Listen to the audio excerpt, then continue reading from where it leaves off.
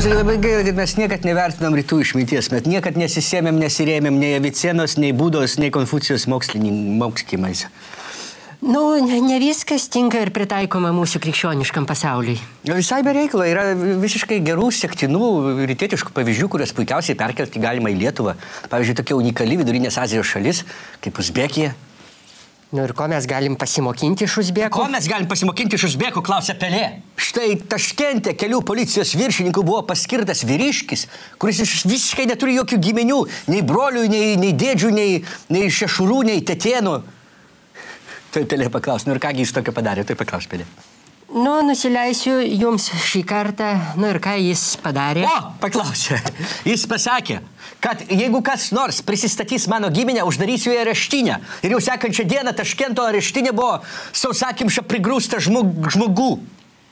Nu ir kokią išvadą aš turėčiau pasidaryti iš šios rytietiškos išminties? Nereikia daryti jokių išvadų. Išvados yra Taškento areštinėse. Reikia perkelti patirtį. Viešiesiems pirkimams turi vadovauti visiškas našlaitis. Čia net Radžiui netinka, nes jis turi giminių.